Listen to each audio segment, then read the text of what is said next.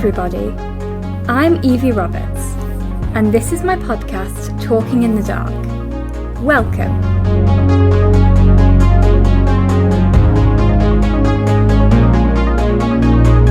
The aim of this podcast is to raise awareness about blindness, visual impairment, and disability in general, in a happy and light-hearted way. For those of you that don't know, I am blind. I was born with a condition called bilateral anophthalmia. Try spelling that one. It basically means that when I was born, my eyes didn't develop properly, so I wear prosthetics instead. The goal of this podcast is to remove some of the stigma and stereotypes around disabilities, whilst also having fun at the same time. Each week, I will be interviewing people from all walks of life, including some with hidden or physical disabilities like mine, and getting to know a little bit more about them and the lives they lead. This week, I am very excited to tell you that I will be talking to comedian, actor, writer, and all-round awesome person, Rosie Jones. My name is Evie Roberts, and this is my podcast, Talking in the Dark. Welcome.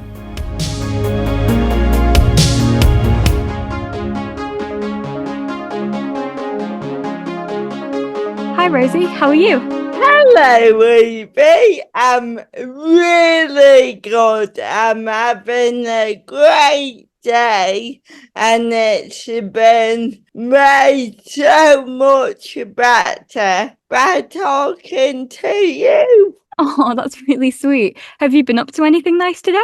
No, so we're doing it in the morning at 11 a.m. and I need to tell you a little secret. Okay. I've been so busy recently, I thought, why the hell not? And I've had a lie-in, so I only got out of bed at 10:30. Love that. Absolutely love that. Any excuse for a lie-in, definitely. Oh my God, honestly, my bed is my favourite place. It is so cosy, especially when it's freezing cold outside. Oh yeah, definitely. No, I'm totally with you there. Like, I love just getting into bed, especially when you've had a really busy day or couple of days. So yeah. Yeah, it is amazing. So I won't promise that after our chat, I'm not just gonna go straight back to bed. No, I totally respect that. Like, you totally should.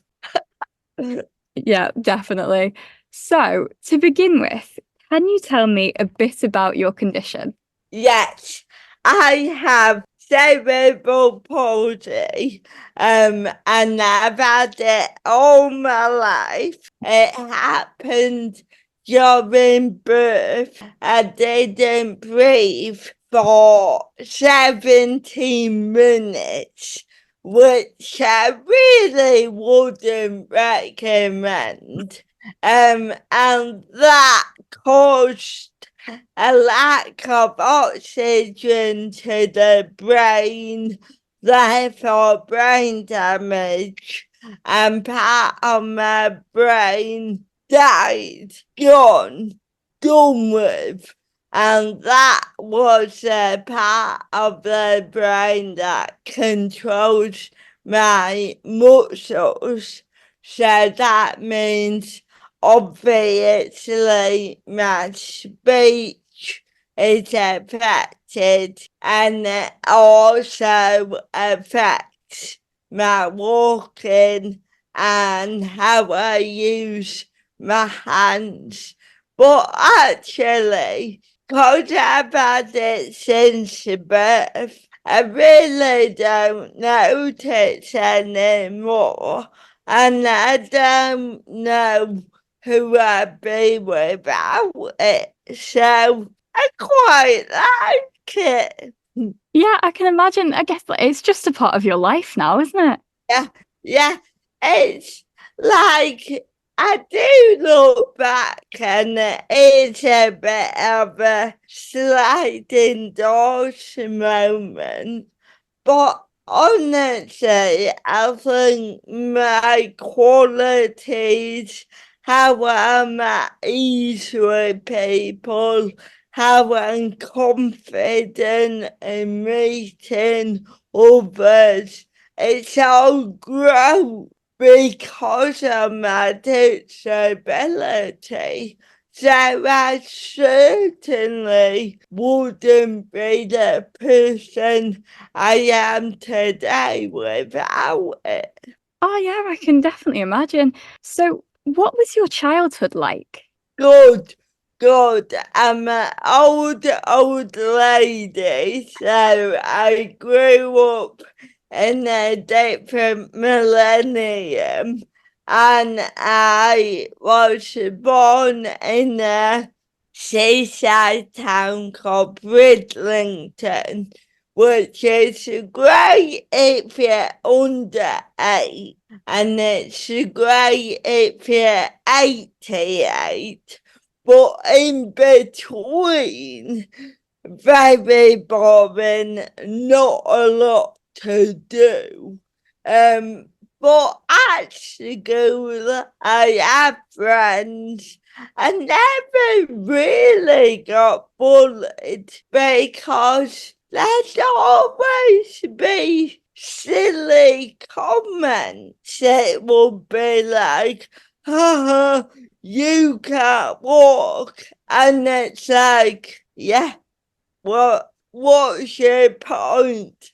And I found that if you agree with a bully, there's absolutely no comeback to that because you kind of take away their power. So, yeah, good, happy childhood, but if anything, a little bit boring. Yeah, I can imagine. Because it was, because the town you lived in, there wasn't much to do. What did you kind of like to do to entertain yourself? Well, we did live by the seaside, so that was amazing. And believe it or not, my favourite part of the year was the winter time, 'cause in summer you couldn't get on the beach 'cause all the tourists would come. But in winter, as long as you wrapped up, you could go for miles and miles along an empty beach. And then my favourite thing was to do was to go to the shop and get hot, sugary donuts. Oh my God, that was the best time of my life. Oh my God, that literally sounds so good. Like, Yeah, yeah, yeah. that sounds amazing. So, you've also written a few children's books. So, what was your motivation for writing them? Well, as I said, growing up, I did have a lovely childhood, but I was the only disabled person that I knew. And then when I watched TV, when I read books, there was no disabled people.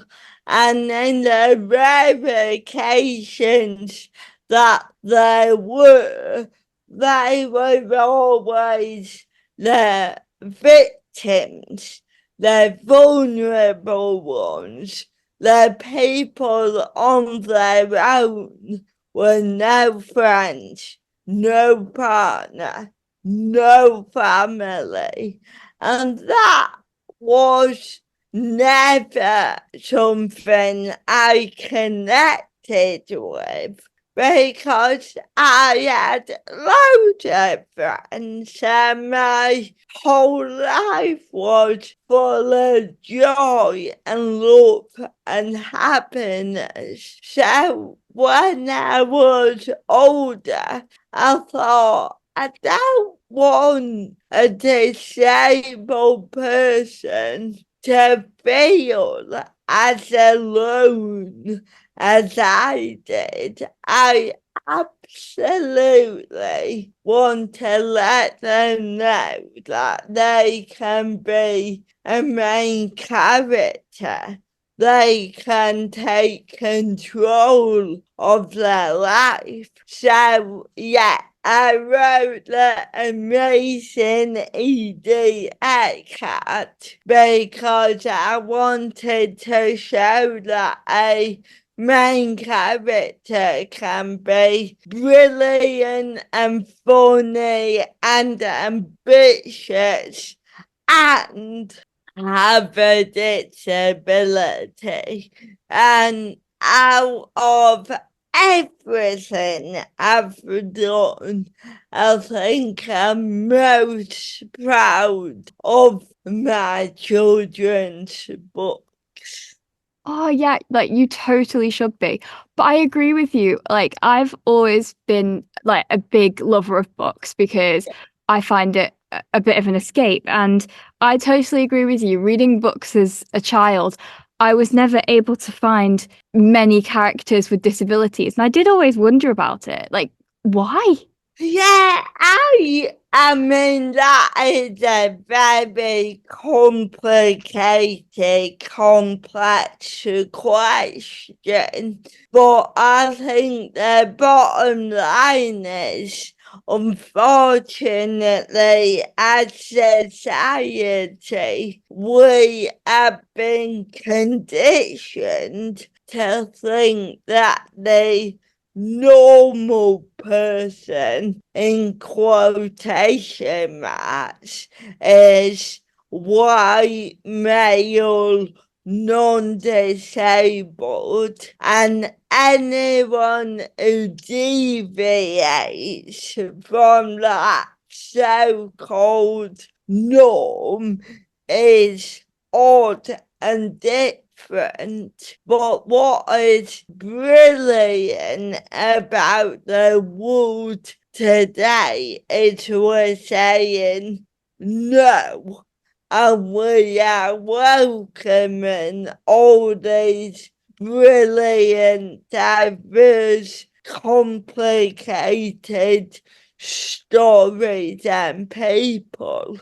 And for me, that's what makes the world brilliant and rich and glorious. So I say more to the stories from the people that the world and history have tried to silence for so long. Yeah, absolutely. So you are also a very well-known comedian. So how did you get involved in the TV/comedy circuit? Well, I've always loved comedy and I've always told jokes.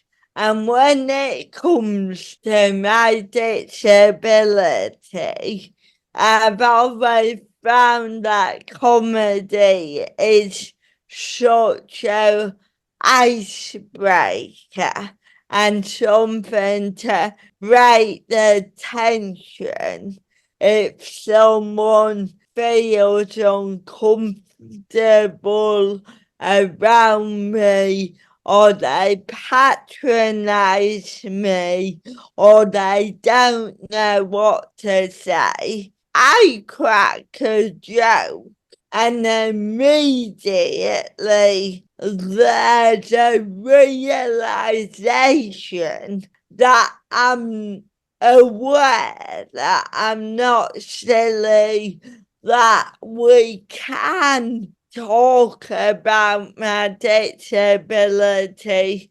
without it being the elephant in the room. So that alongside I started working in TV, in comedy, and I wrote jokes for Jimmy Carr and other comedians, and I loved it.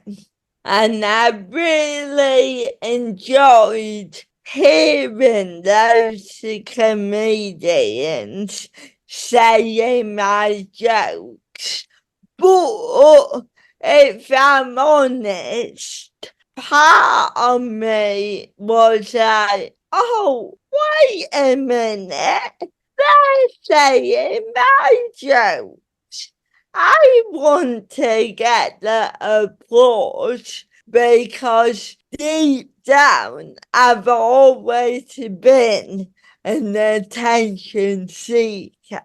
So that alongside my confidence in knowing how to crack a joke, I thought, oh, why don't I give it a bloody go? And I tried it out, I think 8 years ago now, in a really little rubbish pub to like 8 people, and no one cared, but I cared, and I just fell in love with the ability to make people laugh. So I thought, right, I gotta do this now. And luckily, since then, it's gone all right. So I'm gonna carry on. Yeah, honestly, like it's gone brilliantly. But I totally agree. Like, because you love it, and that's what got you into it. I love that because I think it's so important to, if you can, pursue a career that you enjoy yourself. Because I think, like, especially for you in comedy, if you're enjoying it, when you do like performances and stuff, it will make it better because you're having fun at the same time. Yeah, yeah, 100%. And I would say that for any job, actually, in that unfortunately we're all gonna be working for what, at least 50 years, more than half of your life. So by God, you gotta find a job that you look forward to and you enjoy, because if you love it, it'll never feel like a job.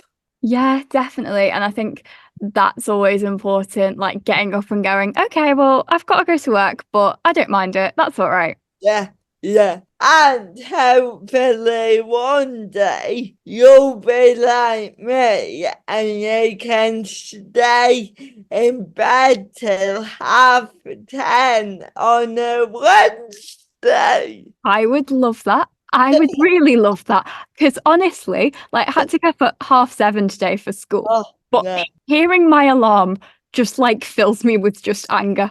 I hear my alarm and I'm like, no, no no, thanks. I'm no. really good. I don't want to do this today. And honestly, like I love having a lie-in because I don't get to have a lie-in that much because even on Saturdays and stuff, I've got like stuff on. So when I do get to have a lie-in, I'm like, oh my God, this is amazing. Oh man, honestly, I've done a lot in my life, but absolutely nothing beats a lion. Yep, definitely right with you there. So you have presented a number of Channel 4 shows. In your show Trip Hazard, is there one experience that you really enjoyed? Oh, there was a lot. There was a lot because I went cliff jumping. I abseiled down the tallest tower in the country. I skydive. I did a rap battle even. But honestly, I think my favourite was going to Blackpool Ballroom and ballroom dancing with loads of lovely old boys and old girls, and it was honestly so wholesome. I met a lovely granddad called Graham who taught me how to waltz, and it just filled me with joy because I love Strictly. So yeah, it made me feel like a Strictly dancer. Oh, that sounds so lovely. But like all those experiences sound so cool. But like for for like things like skydiving and abseiling, were you scared about doing them or were you just like, okay, let's do this? Oh no, I think I'm a bit of a psychopath. I don't get scared at all. And I don't want to get down in the dumps, but I do think my disability happening at birth and having that near death experience from literally moment one has made me fearless. And I just think, oh, we only live once, so why the hell not? Well, yeah, exactly. It's just about almost like taking a leap of faith and, trying everything, isn't it? Yeah, 100%.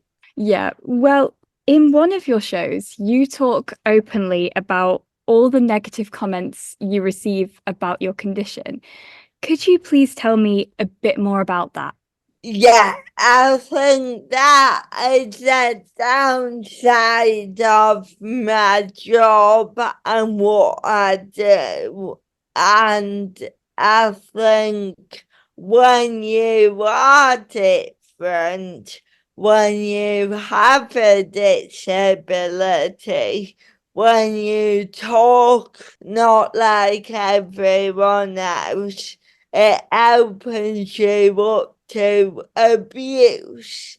And like it said, I looked into it for a documentary and I really wanted to find out why people do it. And unfortunately, I don't know.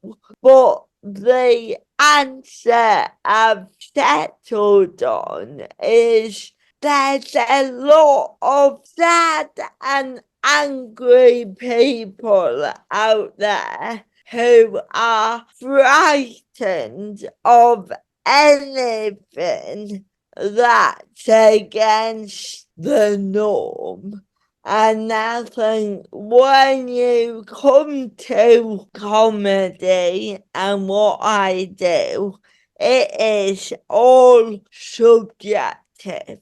Some people might find me to be the funniest lady in the world, and some people will hear my comedy and go, not for me. But instead of being polite and going, Right, you do what you do because you have a fan base. I'm not in there, but I'll leave you to it, which is what I do when I find a comedian or music genre I don't like. I leave them to it. Instead of doing that, they get very angry and very vocal on social media.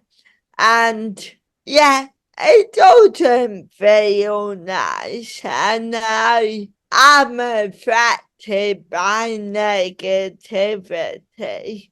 But what I remember and what I hold on to is the fact that for every negative comment, I am fortunate to have 99 comments of positivity and people coming to me and saying I'm disabled or my child is disabled and what you're doing, what you're putting out there is amazing and positive and you give me hope.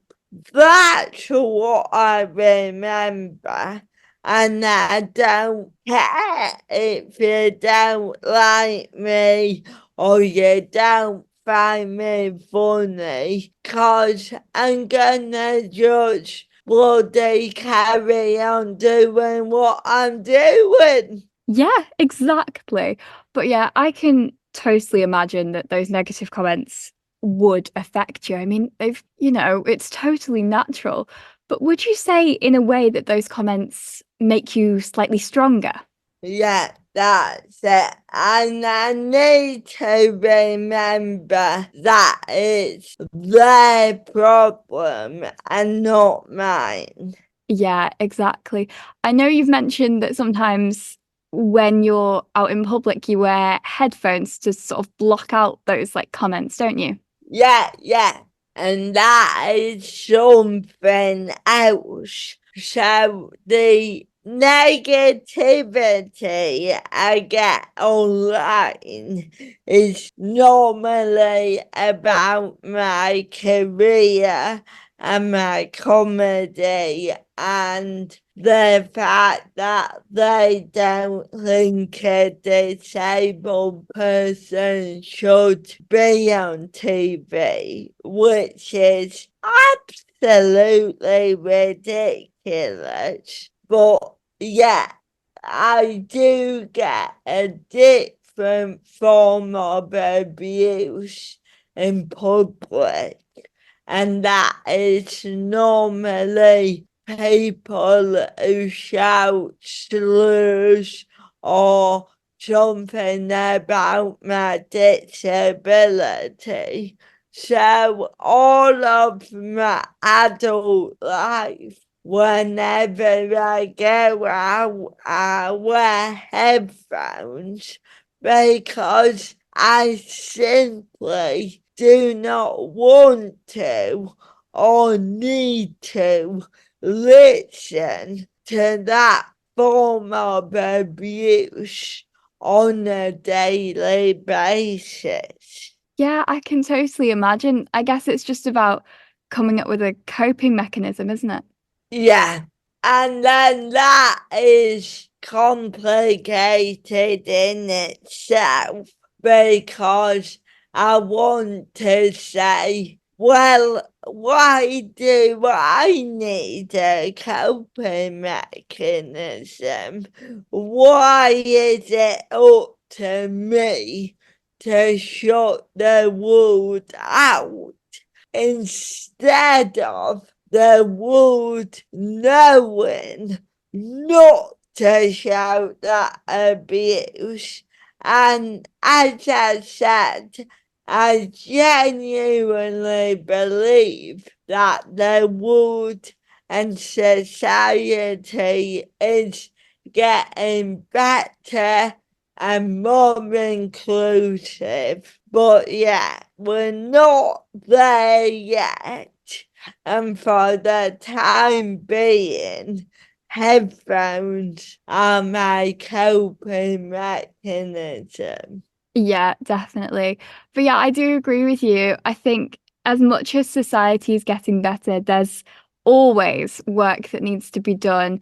And I think it's just about educating people, really, that just because someone has a disability does not mean that they're not human. It doesn't mean that they should be treated any differently to how the rest of society is treated. They're just a normal person.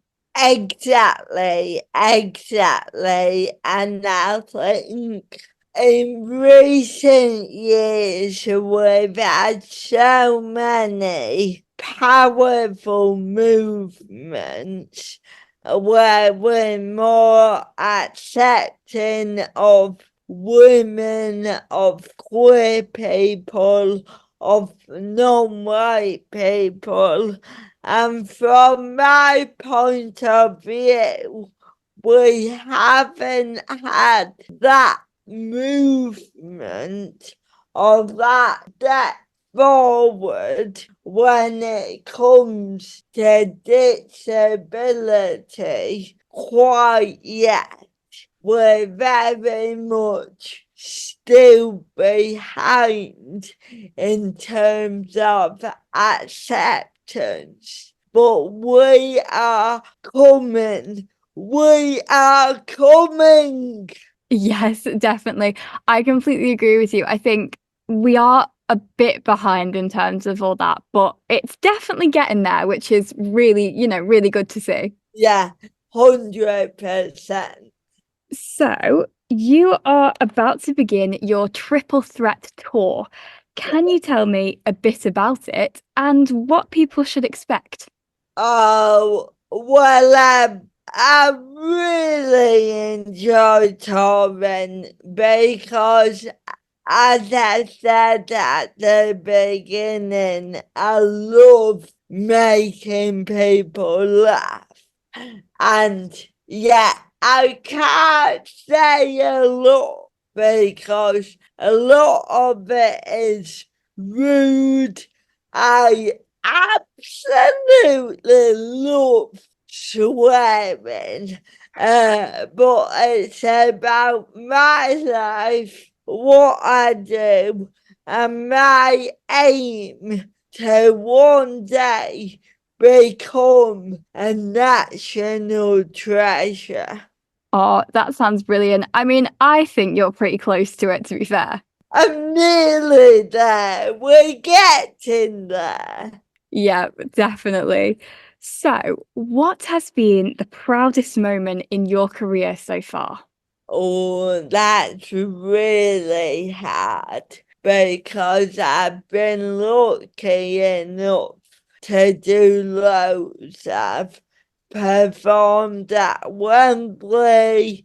I've been to Australia to perform. I've been lucky enough to act a lot. But I think I said it before. My proudest moment has been writing my books because I think back to 10-year-old Rosie who didn't know of a single other disabled person, and I think I'm writing it for her, and it brings me such joy that hopefully disabled children can read my books and feel less alone. Oh, 100%. And I'm sure they will do. And I think if 10-year-old Rosie could see you now, like she would be so, so proud of you. Oh, I hope so. I really hope so. Yes, absolutely. So you've accomplished so much already. Like you've accomplished an incredible amount. But what are your aspirations for the future? Oh, that's a hard one because really I just want to carry on what I'm doing. The dream would be to get a sitcom out there, and I'm writing one now. But yeah, just to carry on what I'm doing. Oh, that sounds brilliant. And like good luck with everything, and especially good luck with your sitcom. That sounds really exciting. Oh, thank you. Yeah, it should be on Channel 4 next year, so look out for it. Oh, yeah, totally.